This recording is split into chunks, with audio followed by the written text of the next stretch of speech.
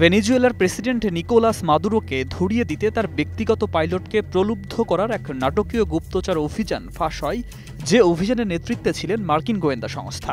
এবার মার্কিন president Donald Trump হুঁশিয়ারি দিয়ে বলেছেন, দুই দেশের মধ্যে টানাপোড়েন যে কোনো সময় সশস্ত্র সংঘাতে গড়াতে পারে। তিনি বলেন, নিকোলাস মাদুরোর দিন শেষ হয়ে আসছে। ফ্লোরিডার মারা লাগো প্রাসাদে সিবিসি টিভির 60 মিনিটস অনুষ্ঠানে দেয়া সাক্ষাৎকারে ট্রাম্প জানান, good conversations, and then they don't go anywhere. They just don't go anywhere. So in that sense, but now look, he's fighting a war.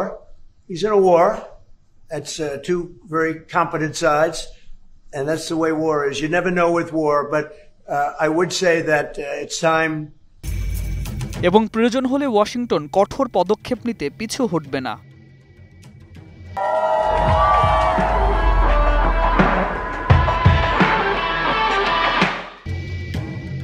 Trump ও মাদুরোর দ্বন্দ্ব নতুন নয়। 2013 সালে মাদুরো ক্ষমতায় আসার পর থেকেই যুক্তরাষ্ট্রের সঙ্গে সম্পর্কের অবনতি ঘটতে থাকে। 2016 সালে ট্রাম্প প্রেসিডেন্ট হওয়ার পর সেই সম্পর্ক সরাসরি শত্রুতায় রূপ নেয়। 2025 সালে দ্বিতীয় মেয়াদে হোয়াইট হাউসে ফিরে আসার পর থেকে ট্রাম্প প্রশাসন ভেনেজুয়েলাকে বারবার মাদক চোরাচালান, মানবাধিকার লঙ্ঘন ও অবৈধ অভিবাসনের জন্য দায়ী করছে।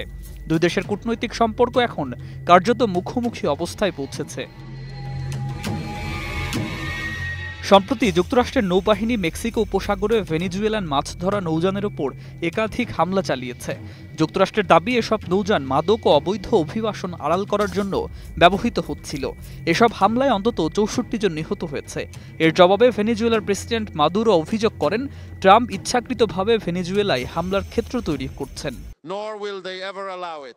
Of their community, of their reality. That's why I was saying, whatever the threat may be, and whenever it comes, I always tell the people, stay calm, no nerves, keep calm and sensible, and act with maximum unity. কলম্বিয়ার president Gustavo petro বলেন, Trump এখন লাতিন আমেরিকার আধিপত্য বিস্তার করতে চাইছেন। সাক্ষাৎকারে Trump আরও জানান, যুক্তরাষ্ট্রে প্রতিদিন মাদকের কারণে প্রায় 25,000 মানুষ মারা যায়, যা তিনি অসহনীয় বাস্তবতা হিসাবে বর্ণনা করেন। তার মতে এই বিপর্যয়ের মূল দায় ভেনেজুয়েলার উপর বর্তায় এবং যুক্তরাষ্ট্র সেই দায় সহজভাবে মেনে নেবে না। তিনি জানান, পরিস্থিতি যাতে দেশের নিরাপত্তা এবং নাগরিকদের জীবন ক্ষতিগ্রস্ত না করে তা নিশ্চিত করার জন্য যে কোনো পদক্ষেপ নেওয়া হতে পারে।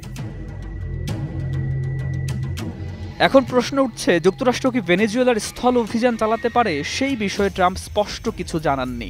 তিনি শুধু জানিয়েছেন, আমি এখনই বলতে চাই না, কি করব বা করব না সে সময়ই বলে দেবে। তবে তার বক্তব্য ঝাপসা নয়, বরং পরিষ্কার হুঁশিয়ারির প্রকাশ পেয়েছে। যুক্তরাষ্ট্র নীরব দর্শক হয়ে থাকবে না এবং প্রয়োজনে শক্ত হাতে পদক্ষেপ নেবে। সুকান্ত সরকার, 21 টেলিভিশন।